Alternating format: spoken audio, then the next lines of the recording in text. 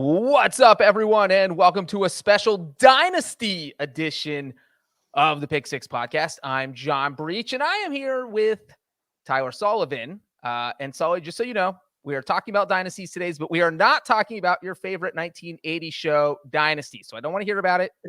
Only dynasties. Is that good? Can you handle that? That's fine. I thought this was a diners, drive-ins, and dives. That's what I thought it was. The dine threw me off. So it's fine. It's fine. We can talk football. I'll be doing that next week with Guy Fieri after I stalk him, find him, and make him do a podcast with me. Speaking of podcasts, this episode of Pick Six is presented by FanDuel Sportsbook. Make every moment more. Now, people might be wondering, this is about the third time in a row I've seen Sully and Breech. What the heck is going on? Does anybody else even work there anymore? Did those guys take the company hostage? What is going on?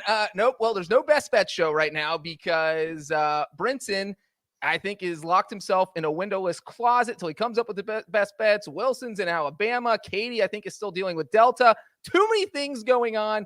It is me and Sully right now talking dynasties. And Sullivan, the reason I brought you here is because as someone who grew up a Patriots fan, you know way more about dynasties than I do. As a Bengals fan, I didn't even know what the word dynasty was until producer Harry put it on the script about an hour ago. This is the first I've ever heard of this word. So we'll see how this goes because I'm completely in the dark here. Let's start. Let's just start. What is a dynasty? What in the NFL is a dynasty? So I want to know your definition. Talk to me. So I think that when we're talking about dynasties, it cannot be, you have to have championships, obviously. And I think it needs to be 3 championships in a matter of 6 years. I think that's the kind of max that you can have. And there's a little bit of nuance to that as well, because if you kind of go in and out and have quarterback changes or head coaching changes and the cast and the characters aren't necessarily the same, I don't think that we're talking about a dynasty. I think you need to have a run of success that has gone at least 6 years and that has produced multiple Super Bowls. In my opinion, that would be 3. I think 2, maybe sprinkled in with a couple appearances, you could kind of maybe talk me into that. But I think it needs to be an overwhelmingly, you're winning 50% of the time over a 6-year stretch with the same quarterback, with the same head coach, relative same cast of characters. So, and I mean, I guess we'll talk about this when we get to the Chiefs part of this dynasty. But that 3 seems to be a key number because the Chiefs are going for their 3rd Super Bowl win up here, 3rd win in 5 seasons. And we can talk about a few of those teams that would fit Sully's definition. One team that wouldn't, the 1990s Buffalo Bills. They went to 4 straight Super Bowls. You don't see them. No dynasty because no titles. No. And I think that it's very important that we have a very high bar of what we call a dynasty. I don't think that the NFL should get into the NBA Hall of Fame kind of category where everybody gets in, everybody's called a dynasty. This is hallowed ground. We're talking about some of the greatest runs that this sport can produce. And if we're going to say just getting there is worthy of being called a dynasty, no. You need to win. You had a great run. I'm not really trying to dump on what you were able to accomplish, but there was another level that you could go to. There was another pantheon that you could bring yourself to. So as much as the Buffalo Bills were successful, they didn't meet that ultimate goal of getting a Lombardi trophy, and not even just not getting one, they didn't get multiple, which again was what I consider to be a dynasty. Okay, well, I'm glad you said no. I knew you were going to say no to that one, but this one I'm more interested in because this is a team the Bills lost to twice. This is the one I think really shapes the definition, and I don't know where to put them, and that is the 1990s Cowboys. They won 3 Super Bowls in 4 years. You mentioned one part of your definition was same quarterback, same head coach. Well, only 2 of those Super Bowls were with the same head coach because you had one with Barry Switzer. They did nothing really after that, nothing really before that in the 5 or 6 years before that. And so you're talking about a team that was basically great for 4 years, but has nothing else going on. So does that make you a dynasty, or is this, they had a great run, not a dynasty? No, I would still consider that one a dynasty. And as much as I say, oh, you do need the head coach and the quarterback, as long as you have, and 6 years. 6 years criteria. I still consider that one a dynasty. You won 3 championships over a span of 4 years. I mean, that's still pretty remarkable. I'm talking about, I'm giving you the wiggle room from the 6-year window. I'm giving you the wiggle room to win 3 titles. You crunch it down in 4, that's fantastic. Go for it. But the fact that they were able to do that in such a short window, I would consider that a dynasty. Half a decade almost, that's very good. That is interesting. I'm sure you will not get any hate mail from Dallas now calling that a dynasty. Unlike you will from this morning's Emergency Dan Quinn podcast, where you said the Cowboys are going to finish in last place in the NFC East next year. That's exactly what I said. Can you, like, what do you feel about dynasties as they happen? I mean, you're the Patriots fan. When did you start thinking, man, this team might actually be a dynasty? I mean, it's interesting. I mean, obviously, when they win the second one, and you're like, because you got to remember, they weren't that competitive in 2002. I believe they missed the playoffs. And so, you win that one in 2001. It's just a remarkable season. Bledsoe goes down. Brady comes out of nowhere. And you're kind of still trying to figure out who you are. Brady comes in 2003. They go back to back in 2004. First time we've seen that. We haven't seen it since. That is when you start to say, okay, this team is certainly a dynasty. And, it's tough to use the Patriots as a comparison because, and we'll talk about it. I mean, they just go so long. So it kind of changes the definition. A lot of people say that, it was actually 2 dynasties or whatever you want to call it. That's neither here nor there, really. They're just a tough team to kind of use as the example because we haven't seen it in that long of a stretch. But to me, I think that, as weird as it sounds, honestly, the 2007 season to me was when it was, okay, this team is just a different stratosphere of a run that we're seeing in the NFL. Obviously didn't win the Super Bowl, but they were a team clearly, we're going on a different level, different pantheon. And those later Super Bowls were massive for their overall arc. But I think pretty early on, when you start to see them win that second one, and the fact that they're bringing in Rodney Harrison and they're adding these weapons on defense, that's when you see them going to a different level. Well, let's see. We have 2 teams in the Super Bowl this year who I think could both make the argument. You have a budding dynasty in the Chiefs, and you have another one in the 49ers that seems like if they win this year, that could kickstart a dynasty based on what they've done under Kyle Shanahan. Do you feel that same way? Yeah, I'm really interested with the 49ers and kind of who they're going to be. I think, this is obviously a monster legacy Super Bowl. And you're talking about maybe kicking off a dynasty. I almost wonder if they lose this game to Kansas City, are they the modern day Buffalo Bills, the kind of the 90s, the dynasty that kind of never was, because they've been to a Super Bowl. They're now appearing in a second one. It seems like every single year they're in an NFC championship. They're pegged by many as a Super Bowl betting favorite, a preseason darling. They have all the talent in the world, and just those breaks that need to go your way, whether it's luck or what have you, it just doesn't seem like it's been going San Francisco's way. So if they don't win this one, I think the narrative kind of changes a little bit. Sure, of course, they're going to be talented. They're going to be great down the line because they have a ton of talent, but are they able to reach that ceiling? Are they able to be a Super Bowl champion, or are they going to be one of these teams that is kind of lost in history because they never were able to climb that mountaintop? So right now, I mean, we're talking about them teetering on 90s Bills territory as opposed to sparking off some sort of dynasty. Yeah, and if you don't win one, it is easy to get forgotten history. And even I would say an almost better comparison might be the Eagles during their run with Andy Reid, where they did get the 1 Super Bowl, but they lost. And then you look at what else they did in their NFC title games. I think they went to 4 straight NFC title games, lost the first 3, finally broke through and won one. And then got to the Super Bowl, and then they got to another NFC title game in 2008. So you're talking about a team that went to 5 NFC title games between 2001 and 2008, but didn't have a Super Bowl to show for it. So it was just everyone, they don't forget about it, but it's not a team you talk about as a dominant team. And one more team that really kind of proves this point, that if you don't win the Super Bowl, that eventually it's going to be remembered as the team that couldn't do it, whether you buckled under the pressure. The Los Angeles Rams, Tyler, went to, 5 NFC championship games in 6 years in the 70s. Did you know that? Nope. Yeah, exactly. Because they didn't win a Super Bowl. That's really what it comes down to. You have a team, It's a great point. 5 NFC title games in 6 years, and I would say that most NFL fans probably didn't know that. And it's because they didn't win a Super Bowl, and that's really what it comes down to.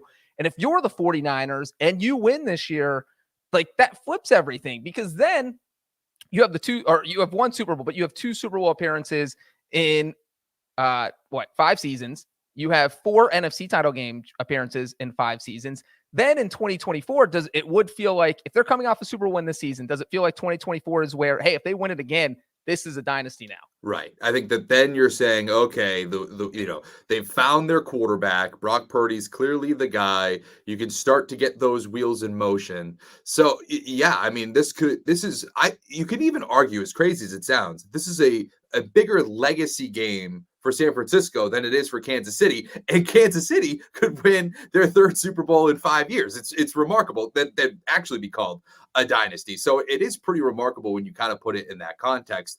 But I certainly think that's the case, because this has been a team that for years now, they've just been plagued with injuries, plagued with quarterback uncertainty.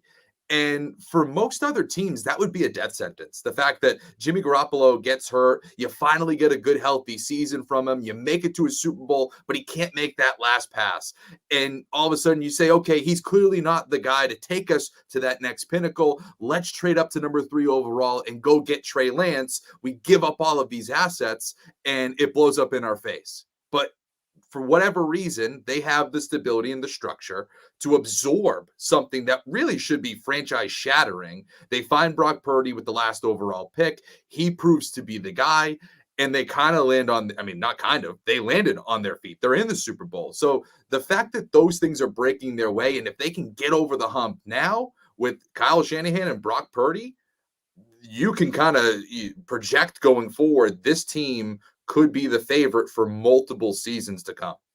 And it's funny you brought up Kyle Shanahan, because I feel like he is the one guy in the Super Bowl who has more pressure on him than anyone. I mean, look, there's no pressure on Andy Reid anymore. He got that Super Bowl. He got the monkey off his back. Now he has 2 Super Bowl rings. Now he's trying to etch his name as one of the best coaches in NFL history, top 3 coach. You get a 3rd Super Bowl, you're in that argument. Maybe he beats Bill Belichick to the all-time wins record at the rate things are going. It would be crazy for him to pass Belichick. That would have been crazy to think about 2 or 3 years ago, but now it seems absolutely possible. With Shanahan, though, you have a guy who was the offensive coordinator for a team that blew a 28-3 lead in the Super Bowl. You have a guy who was the head coach for the 2nd largest blown lead in a Super Bowl, with the 49ers blowing a 10-point lead in the 4th quarter to the Chiefs the last time these 2 teams played. So it just feels like they have to get this, or there is no dynasty. It's just not happening. For sure. And to go beyond the dynasty thing too, we're talking legacies. You mentioned Andy Reid there. For years, we were clowning on Andy Reid and his clock management. I mean, it was a meme. It was a joke. Anytime there was some clock management situation that he blundered, everybody would clown on him. You don't hear that now. You don't hear any of that. You don't see that, because obviously you have Patrick Mahomes, who's an unreal game manager, but he's also backed it up with wins. If Kyle Shanahan is able to get a Super Bowl or 2 under his belt, all of those kind of side stories go away, especially during a playoff run where we're seeing him overcome a 17-point deficit against the Lions in the NFC Championship. I mean, right. The fact that you're able to overcome now those blown leads and win a title, all of those narratives will go away. Just like Andy Reid and the clock management, you put some Lombardis behind you, all those little things that people used to pick and prod at you, they kind of get a little faded on in the background. Right. But the flip side is, if you don't get it, it just exacerbates the pressure, and it just gets worse. And Kyle Shanahan can't win the big game. Kyle Shanahan melts down in key situations. I mean, that's all anybody was talking about after the Packers game. 49ers won, but it was still, man, Kyle Shanahan had no idea what he's doing with his clock management at the end of the first half. It was kind of picking apart what he did, because the 49ers didn't win by more when they were a 1 seed playing a 7 seed. I think one thing that's interesting is that, look, it's not part of their dynasty because it was a whole different era with Jim Harbaugh, but you are talking about a team. This is they've gone to 7 NFC title games in the past 13 years. I mean, does that blow your mind? Just think about that. It's remarkable. I mean, but there's a difference between when we're talking about dynasty and we're talking about organizational stability. I Right. mean, we could talk about the Pittsburgh Steelers never having a losing season under Mike Tomlin, and that's all well and good. But what is the ceiling of that team? It's certainly not a dynasty. It's just that you don't bottom out, you don't stink, and that there's something to be said for that. But that doesn't put you in the pantheon of dynasty, which I would say is the highest team realm you could put an organization in an era in. So, yeah, it's great that this team, the 49ers, has been competitive throughout the turn of the, pretty much their entire existence, it feels like. But it doesn't necessarily push them into that next tier. You put some Lombardis on there and you start to rack up a few with Purdy and Shanahan, then we could start talking about you in that regard. And that starts obviously on February 11th in the Super Bowl. But right now you're at a very interesting crossroads about how you're going to be remembered. Yeah, absolutely. And you did mention that the organizational stability, and it is crazy to think about how long this team has been relevant and good. I mean, we're going back to 1981 with Joe Montana's first Super Bowl, and they winning 5 Super Bowls between 1981 and 1994. So it's just mind-blowing to see how long the 49ers have been successful. So I think we are kind of in agreement, though, that if they win this game, this is potentially a budding dynasty, right? For sure. I think that if they win this Super Bowl, you always see like, here's the early odds for next year's Super Bowl. They'll certainly be number one. Honestly, they might even be number one if they lose the Super Bowl. That's how talented they are. So this team is going to be competitive for years to come. It'll be interesting what happens when they have to pay Brock Purdy. And if this dude has a Super Bowl under his belt, that's going to change. It's very easy to build a team behind a dude that's making the salary of Mr. Irrelevant. When you have to pay him relative to the quarterbacks of today's NFL, not even talking about, him being paid as the highest paid quarterback, but you put him in, I don't know, even just the top 10, top 15, that's going to change how your roster is structured. So that'll be interesting. But ultimately, there's talent all across this roster. They should be competitive in 2024 and in 2025. Yeah, I'm glad you mentioned Purdy's salary. Box seats, get a suite at Allegiant Stadium for the Super Bowl. That costs more than $1 million. That is more than Brock Purdy makes an entire season. He couldn't afford it. And Christian McCaffrey, he makes a ton of money. His family said they're not going to sit in a suite. But I'm guessing Travis Kelce and Taylor Swift will fork over a check and sit in a suite.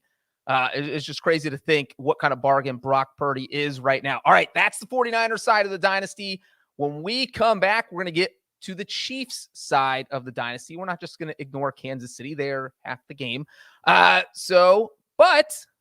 Tyler, we're going to do something fun before that. We're going to pick the winners of the next 3 Super Bowls. All of that coming to you after the break.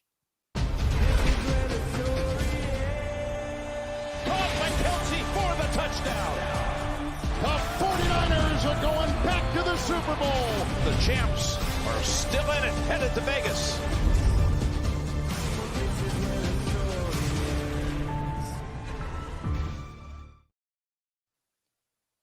Sully, usually they're recording the Best Bet show today. One of the things they do on there is the Pick 6 parlay. Well, guess what? Sully and I aren't going to steal their idea. That's their thing, the Pick 6 parlay. But we're going to do something else.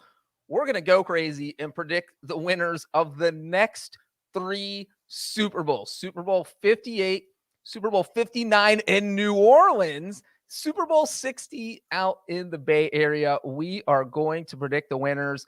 I feel like the Super Bowl 58 prediction is going to be easy because we know the 2 teams that are actually playing in the game. Sully, give me your pick for Super Bowl 58. And before you do, I will tell you that this Dynasty Super Bowl pick segment is brought to you by FanDuel Sportsbook. Make every moment more. Breech, I go back and forth, and I probably put way too much emphasis on the silly Madden NFL simulation that I do every year before the Super Bowl because it's been correct the past 3 years, so I'm trying not to sleep on it too much. It had the San Francisco 49ers winning, but I think I have to go against them. I'm going with the Kansas City Chiefs to win this Super Bowl. I just can't get in the way of Patrick Mahomes, who I consider I mean, he's on the track to possibly surpass Tom Brady as the greatest of all time. And I say that with Patriots banners behind me. I am well okay with admitting that this dude is very much on the track. It's going to take him a while, but this dude is as talented and as generational as we've seen in the NFL since Tom Brady.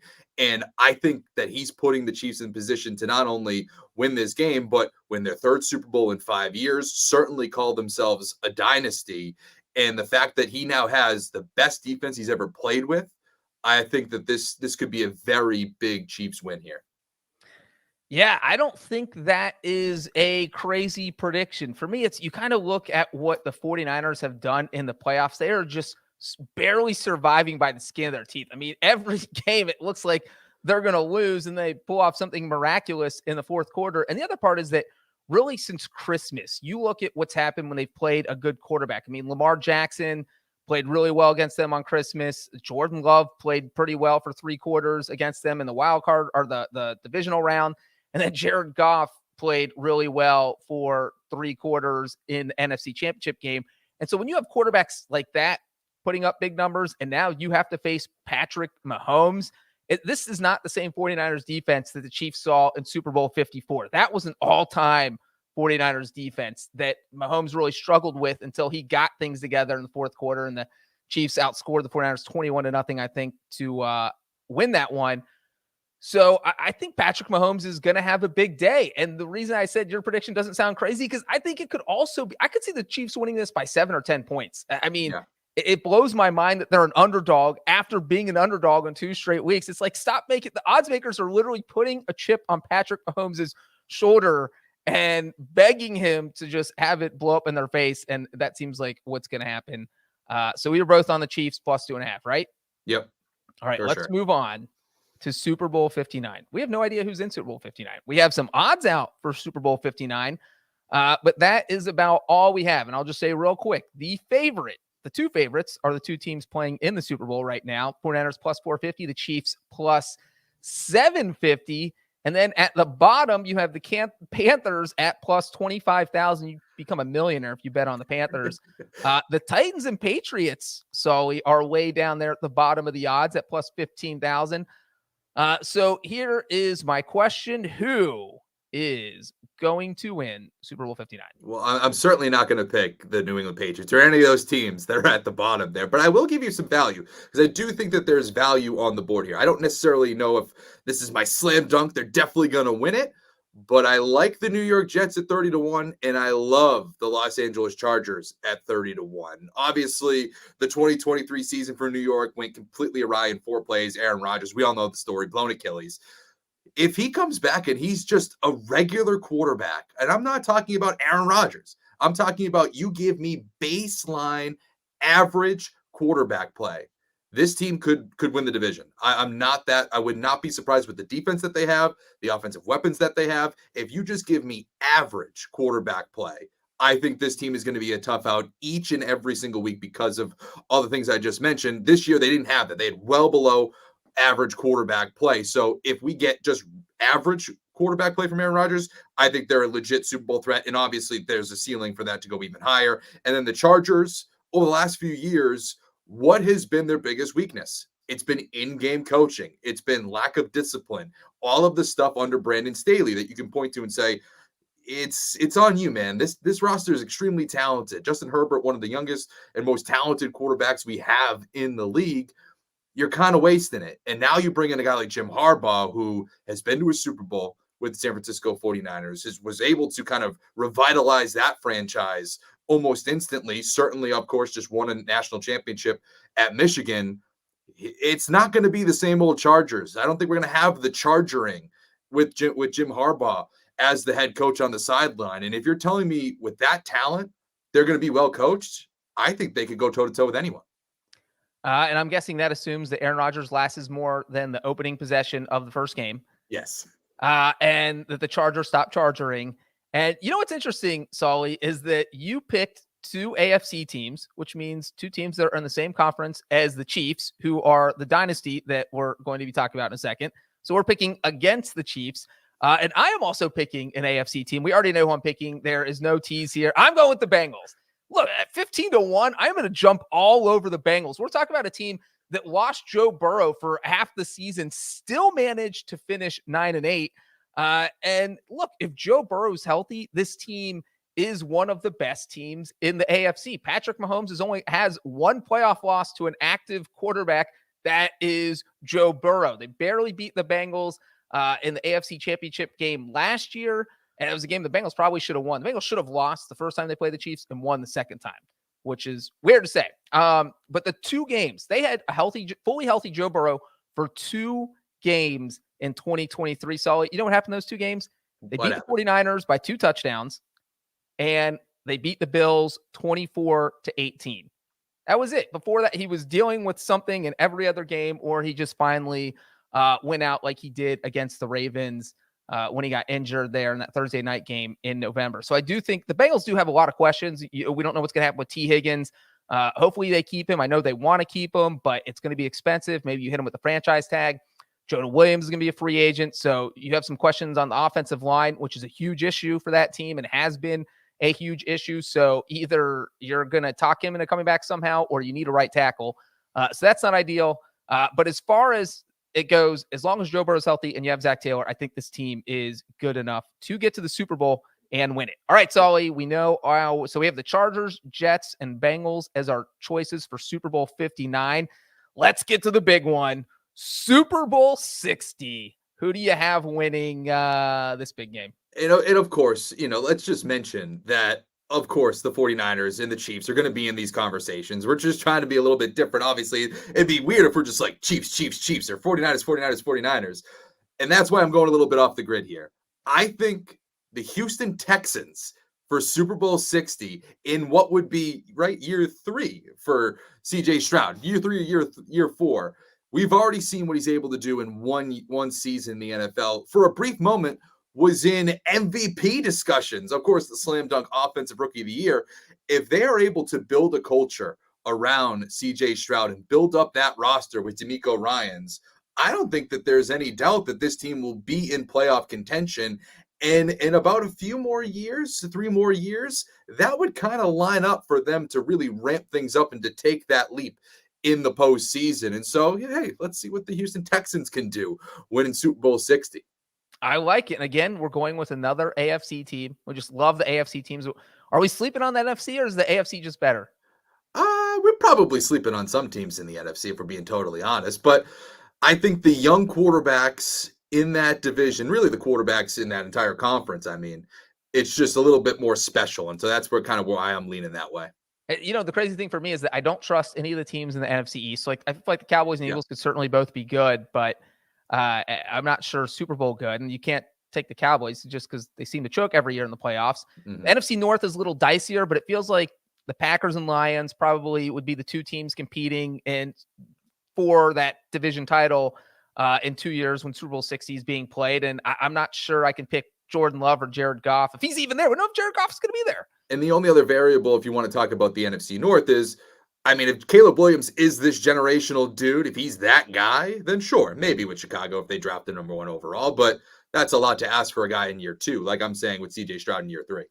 And then real quick, the NFC West, obviously the 49ers, great team. We just finished talking about whether or not they could be a dynasty. But look, you give the Rams a few more pieces. They were good, I think, a year before they were supposed to be good this year. And they're only going to get better. I think they can compete with the 49ers. The Seahawks just hired a coach who absolutely shut down the 49ers offense on Christmas Day when you're getting the Ravens defense coordinator. So anyway, long story short, my Super Bowl 60 pick is not in the NFC, even though we just spent that whole conversation talking about it. Sully, I feel bad here. I am taking the easy way out. I am taking the Chiefs to win Super Bowl 60. I think they get mad that they lose. They lose to the Bengals again in the AFC title game going into Super Bowl 59, and it sparks them to a Super Bowl title just like it did 2 years ago when they lost and then winning it last year. So there are our picks for the next 3 Super Bowls. Sully likes the Chiefs this year. Jets and Chargers Super Bowl 59, Texans in Super Bowl 60. I like the Chiefs this year, Bengals in Super Bowl 59, and the Chiefs again in Super Bowl 60. These Dynasty Super Bowl picks segment was brought to you by FanDuel Sportsbook. Make every moment more. All right, Sully, let's get to our favorite dynasty, the Chiefs Dynasty. This is a dynasty, right? Or we're a full-fledged dynasty no matter what happens, or do they have to win? I would say that they win this one. It's clear cut, no doubt about it. They're a dynasty. If they, again, if they lose this one and they come back and win, however you were saying earlier, then okay, fine. We can start talking about where that ranks and if that qualifies. But certainly, you win this game. Yup, it's a dynasty. 3 out of 5. You are, and honestly, you've reached the Super Bowl in it's 4 out of 5. I'm not wrong in saying that. Like that's you. The fact that you were able to not only win 3 titles if you win this game, but make it there almost each and every single year. You've made it to the AFC Championship, and every year that Patrick Mahomes has been the starter, yeah, we're talking about not only a dynasty, but we're talking about one of the greatest dynasties that we've seen so far in the NFL. So it's pretty remarkable what we're seeing so early from this team. It almost reminds me a little bit more because, obviously up here it gets compared to New England all the time. What they're doing now reminds me more of the Patriots dynasty or the second leg of New England's dynasty, the most recent 3 Super Bowls, because it's just so dominant. You've been in the final 4 in the AFC Championship every single year, and if you don't even get to the Super Bowl, it feels like a disappointment. The inevitability of this Chiefs team is what strikes me and what has me considering them as one of the greatest dynasties we've seen so far. Well, that's funny. You think that they're one of the greatest so far. Where would you rank them as far as the greatest dynasties in NFL history? And we'll assumes they win on February 11th on CBS in Las Vegas. They win that game. Where do you put this team as far as all the dynasties go? Yeah, I think right now you probably put them in the top 5 of the greatest you've seen so far. And quickly, Patriots, Steelers of the 70s, 49ers of the 80s and early 90s, Cowboys in the 90s, and then I would probably put Kansas City. But if they win 3 out of 5 in the manner of which they've done it, I think you could talk about them squeaking up to that number 4 spot with Dallas and ousting that crew from the early 90s. Yeah, I mean, the only one I would definitely put ahead of them is the Patriots because it was so long. And I don't look at it as 2 dynasties. I feel like because they went to the Super Bowl in 2007 and the Super Bowl in 2011, it was that connected them all, even though they didn't win and they were going to the playoffs every year. It's not like and like you said, having the same head coach, same quarterback, I think plays into that. So I just view it as one long dynasty. I think the 49ers first dynasty in the 80s, a lot to be said for that. I mean, Bill Walsh kind of rewrote how the NFL does things. I like them there, but I think you could make the argument the Chiefs are top 3 if they are able to win on Sunday. So it'll be interesting to see. I mean, this is a team we're going to talk about for ages if they win. Just the Mahomes era. It's everything. It's Andy Reid. It's Patrick Mahomes. But with Andy Reid, if he wins, if the Chiefs win, where does this put him in the conversation as far as the best NFL coaches of all time? I know. It's so funny because it's kind of like what we were talking about earlier. This dude used to be clowned on for his clock management. I mean, he was the butt of a lot of jokes in the NFL, and I don't think modern NFL fans kind of realize that. But this dude was kind of clowned on for a lot of his tenure. And now we're talking about him, rightfully so, as one of the greatest head coaches that the league has ever seen. I mean, if he's able to hang on with the roster that they have, and certainly with Patrick Mahomes under center, we're talking about a dude that's not that far off. We talk a lot about Bill Belichick trying to get the Don Shula record. Don't sleep on Big Red. This guy could easily rack up double-digit win seasons for the next handful of years for as long as he wants to coach, and he'll be right in that conversation as well. So I don't know if he can do much to put himself in the Belichick, Shula, Landry kind of pantheon, plateau, whatever you want to say. But I would say he's that, at the very top of that next tier of great head coaches that the NFL has ever seen. I think that's certainly within range, and it probably already is still there. Yeah, and you mentioned that the people used to clown on Reid for the way his teams always ended up in the playoffs, which was they ended up losing in the most shocking way possible. Let's not forget that this team blew a 38-10 lead to the Colts during Reid's first year with the team. Just imagine that, where everybody's saying this guy can't win the big one. He gets to the playoffs his first year in Kansas City. You go up 38-10 on the Colts, and you lose 45-44 in one of the craziest games, playoff games in NFL history. In 2016, in that postseason, they play the Steelers. The Steelers do not score a single touchdown, and the Chiefs still lose. So I think the Steelers got 6 Chris Boswell field goals, and Steelers end up winning 18-16. The next year, the Chiefs are beating the Tennessee Titans 21-3 in the playoffs. The Titans have no offense. There's no reason they should ever be able to come back from a 21-3 deficit. Marcus Mariota throws a touchdown pass to himself, and the Titans somehow come back and win 22-21.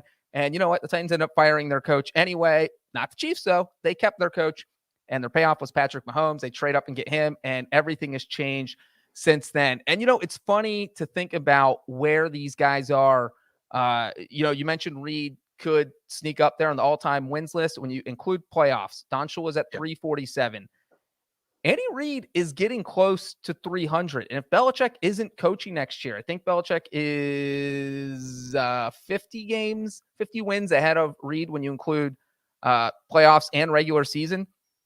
Well, if you go 13-4 next year and win 2 playoff games, now you're only 35 behind Belichick. And we don't know that Belichick's going to get another coaching job. He's going to be 72 next year. Teams might not want to deal with knowing that he's not going to be there long-term. It's going to be a 2 or 3 year deal. So yeah, I think you can definitely put Andy Reid in the conversation as one of the 5 best coaches in NFL history.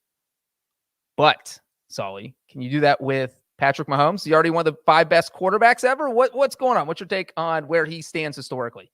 I wrote about it earlier this week, because a lot of, obviously the conversation is turned into, is he going to pass Brady? Has he already passed Brady? And certainly that's premature, but you got to start somewhere, right? And the fact that he is already on a trajectory that in many respects exceeds Tom Brady's output in his first 6 seasons as a starting quarterback. And if he wins this latest Super Bowl, he would tie Tom Brady with the most amount of Super Bowls over that stretch as well, is remarkable. And so I think it does get lost, though, about where he already stacks up in amongst the greatest playoff quarterbacks of all time. I mean, he is, I believe, 1 win away from surpassing Peyton Manning and a slew of other quarterbacks with he would then have 15 playoff wins.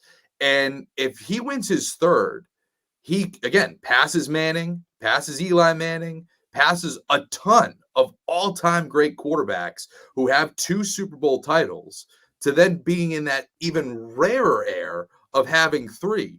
So as much as we talk about, okay, this guy might, one day pass Tom Brady, he's already knocking on the door of some of these dudes like Aaron Rodgers, Peyton Manning, go down to John Elway. I mean, go down the list of these guys that he's already neck and neck with in NFL history in terms of his playoff totals, championships, go down the list. So if you want to call him a top 5 quarterback in NFL history, I wouldn't fight you too much, to be perfectly honest with you. And I try not to be a prisoner of the moment. But when you look at all of what he's accomplished so far, and then you project what he's going to be going forward, boy, it is something that we haven't seen before in the league. Well, it's funny because after they won last year and beat the Eagles in the Super Bowl, I wrote a column that if Patrick Mahomes retired after that game, that I think he's a Hall of Famer. You put him in the Hall of Fame, even though he'd only started 5 full seasons at that point, but you have 2 Super Bowl wins and everything you've done in the playoffs. And if he does win, if the Chiefs do win on Super Bowl Sunday and they beat the 49ers, you become one of only 5 quarterbacks in NFL history who have won 3 or more Super Bowls. You have Tom Brady with 7. You have Terry Bradshaw with 4. You have Joe Montana with 4. You have Troy Aikman with 3. That's it. That's the list. That's your entire list of, and I would think that most people would agree that Patrick Mahomes is more talented than Terry Bradshaw, than Troy Aikman, and then, you have Montana and Brady up there. So, and I think most people probably throw Peyton Manning in there with his 2 Super Bowl rings. So it does feel like that puts Mahomes absolutely in the top 5. And you said you wouldn't argue with anyone who wants to put him in the top 5. I would argue with people who want to put him out of the top 5 because I think that's where he belongs right now. No, it's totally true. And I just quickly looked up the stats as well. Most wins by a playoff quarterback in NFL history. Tom Brady has 35, ridiculous number. Joe Montana, 16, number 2. And then there's a cluster of quarterbacks with 14, including Patrick Mahomes. So we're talking about a guy that if he wins this Super Bowl, he becomes the third most winningest quarterback in playoff history. The guy's in year 6. It's crazy that we're already talking about him in that level. And the dudes that he's looking up at, Joe Montana and Tom Brady, and passing guys like Bradshaw, Elway, Manning. And, just if you keep going down the list further, I mean, and we're not even talking about that many games played. Like, I know some people might say, okay, but what are the games played? Patrick Mahomes played in 17 playoff games. This will be his 18th. Manning's played in 27. Elway's played in 22. Bradshaw, 19. He's doing it in less time than these quarterbacks as well over that same stretch. You look at yardage. I mean, it's remarkable. He throws for 160 more yards.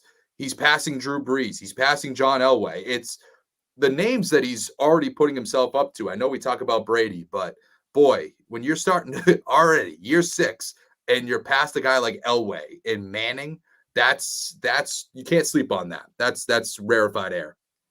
And the crazy thing is, we're talking about how good Andy Reid is, how good Patrick Mahomes is.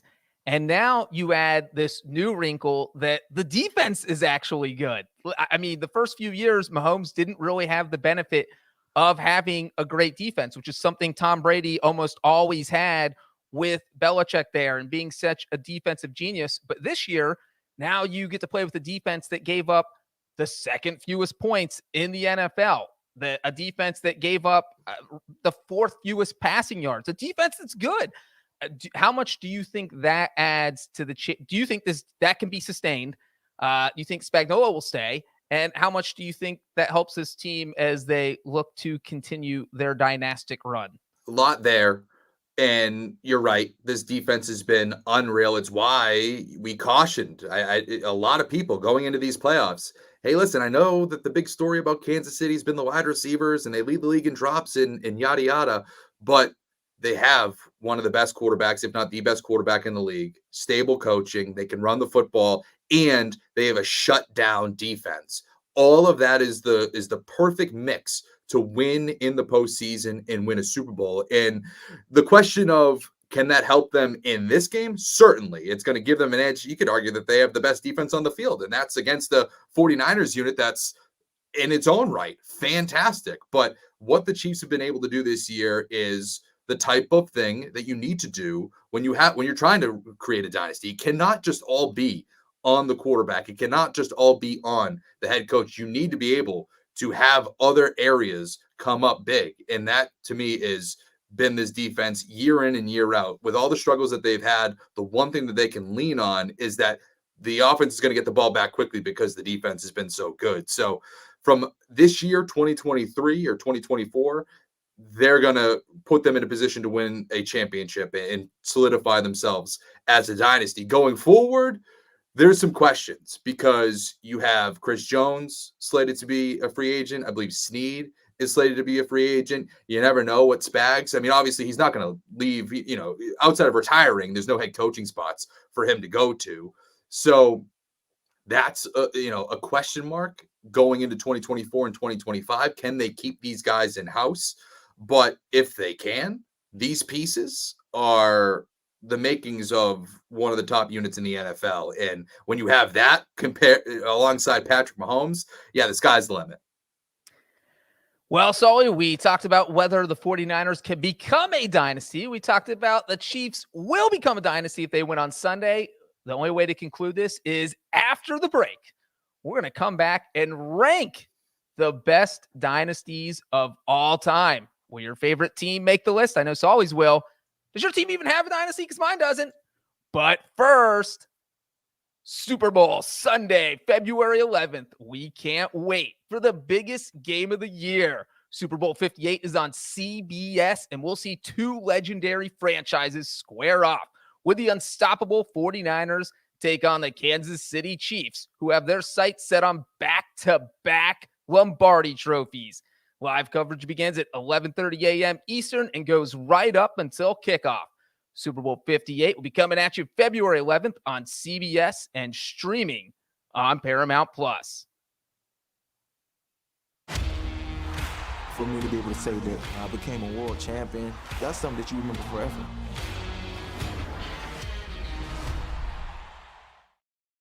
All right, Breech. So let's get down to it. We kind of teased it a little bit earlier, but let's go through the NFL history, starting from 1970. Let's go with the merger because, you know, I don't want to go into NFL championships and things like that. Let's talk about Super Bowls, and let's try to find the 5 best dynasties of all time. We can start with 5 and work our way up, or go work from 1, work our way down, whatever you want to do.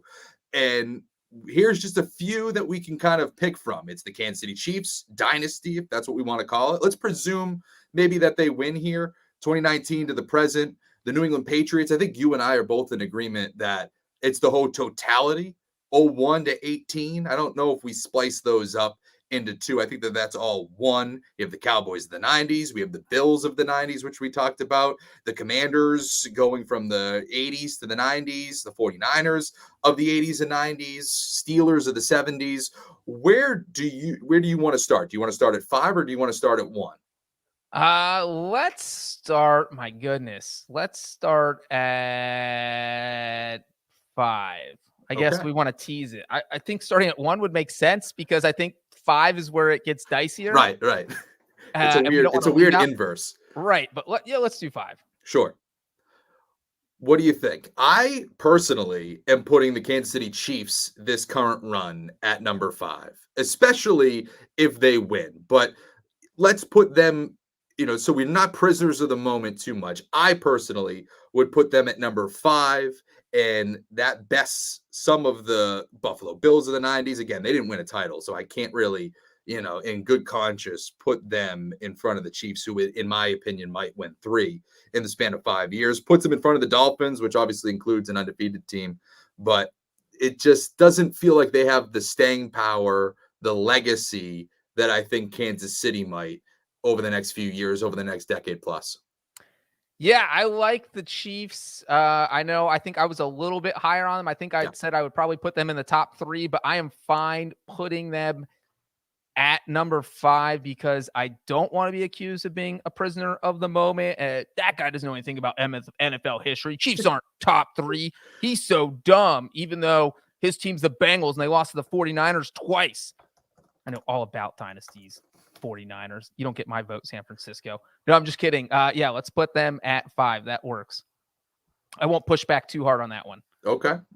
And then number 4, I would go with the 90s Cowboys. Like we're saying, you win 3 in a span of 4 years. You have Hall of Famers pretty much across the list. To me, that's where I would go. What about you? So I would have put the Cowboys at 5 when I said I put the Chiefs in top 3. I think the Cowboys I would have put at 5 personally, but obviously this is only one spot up. If you had the Cowboys at 2, I would push back, but at number 4, I am good with that. It's just I think the crazy thing about the Cowboys is just the fact that they went from 1-15 in 1989 to a Super Bowl win in 1992. That just how quickly they were able to flip around the franchise. And then let's not forget their 3 Super Bowls in 4 years. The year they didn't win the Super Bowl, they made it to the NFC Championship game. So this was a team that came incredibly close to winning 4 straight Super Bowls. But then they got smoked by the 49ers that one NFC title game. They didn't make it. They're good at 4. And then number 3, and I think this is where we might have the most disagreement, but I have the San Francisco 49ers from 85 to 90. And obviously, we talk about one of the greatest dynasties of all time. They're certainly in it. You have one of the greatest quarterbacks of all time in Joe Montana, 4-0 in those Super Bowls, iconic moments throughout that dynasty, like the catch. You go down the list. Because of the team I put at number 2, but I like them at number 3 here. But I could be swayed to go number 2 if you'd like. Yeah, see, I look at the 49ers dynasty kind of like the Patriots, even though they had the quarterback switch from Joe Montana to Steve Young. I kind of lump it all together from 81 to 94 because you're talking about a team that made 9 NFC title game appearances in 14 years. I mean, that's a pretty ridiculous number. You win 5 Super Bowls in that span. which obviously is impressive. That's one Super Bowl every 3 years. And so in that sense, I do think I would probably put them at 2.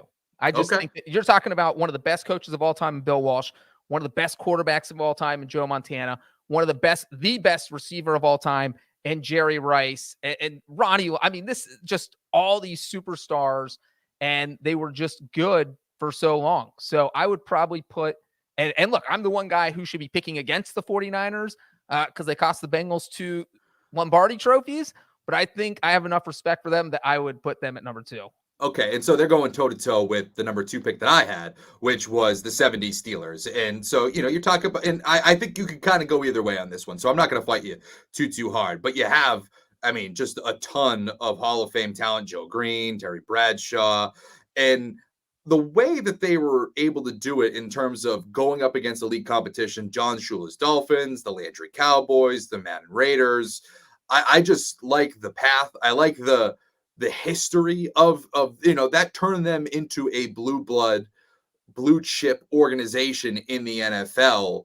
So I kind of like where they stand and what their mark has been in NFL history and making the Steelers one of these storied franchises.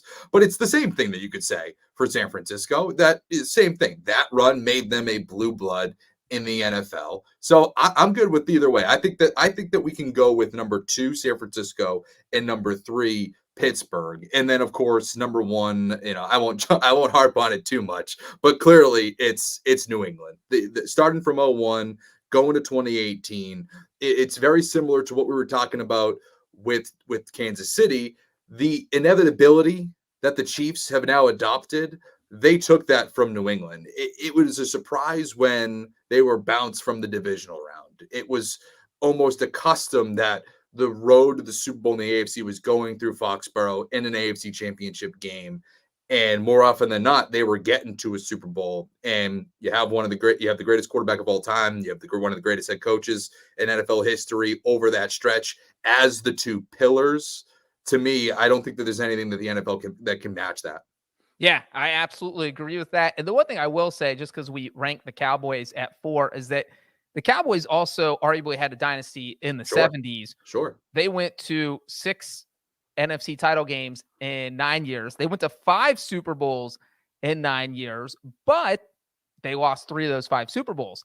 And so that's where you could be getting, if the Chiefs lose on Sunday and then get to another one and lose again, and now you've got a losing record in the Super Bowl, and that would change things. Well, it's totally true. And kind of going back to what we were saying with New England, it's why that 2014 Super Bowl 49 against the Seattle Seahawks was so massive for that organization, because they were coming off 2 Super Bowl losses to the Giants. They hadn't won since 2004.